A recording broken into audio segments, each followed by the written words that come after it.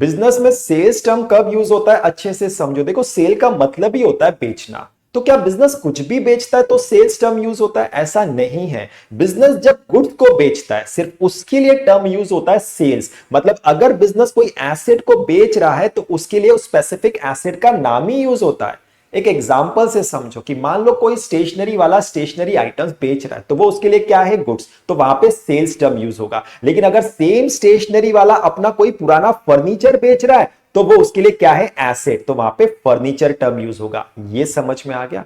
अब सेल्स दो तरह के होते हैं, एक होता है कैश सेल्स और दूसरा होता है क्रेडिट सेल्स। अगर कस्टमर ने गुड्स को पेमेंट करके खरीदा है तो उसे कैश सेल्स कहा जाता है और अगर उधारी में खरीदा है तो उसे क्रेडिट सेल्स कहा जाता है। ये भी समझ में आ गया।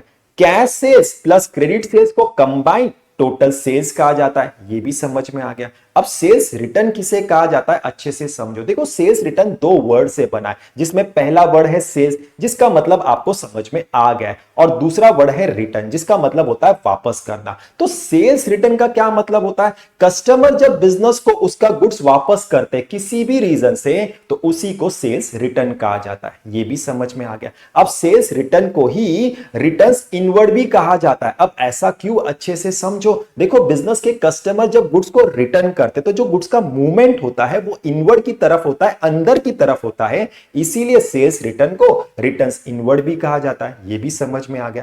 टोटल सेल्स में से जब सेल्स रिटर्न को सब्ट्रैक्ट करते हैं तो उसे नेट सेल्स कहा जाता है। ये भी समझ में आ गया। एक एग्जांपल से समझो। मान लो बिजनेस ने पूरे साल में 60,000 का माल कैश में बेचा है तो बिजनेस का कैश सेल्स कितना होगा? 60,000।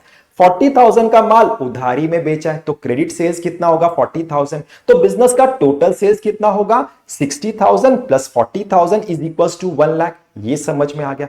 कस्टमर ने 20,000 का गुड्स बिजनेस को रिटर्न किया है तो बिजनेस का सेल्स रिटर्न कितना होगा? 20,000। तो बिजनेस का नेट सेल्स कितना होगा? 1 lakh minus 20,000 is equal to 80,000।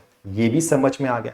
अब अच्छे से समझो। देखो बुक कीपिंग करते समय आपको कैश सेल्स, क्रेडिट सेल्स और सेल्स रिटर्न की सेपरेट एंट्री करनी है। लेकिन अकाउंटिंग करते समय आपको हमेशा सेल्स रिटर्न को टोटल सेल्स में से सब्ट्रैक्ट करके दिखाना है। यह भी समझ में आ गया।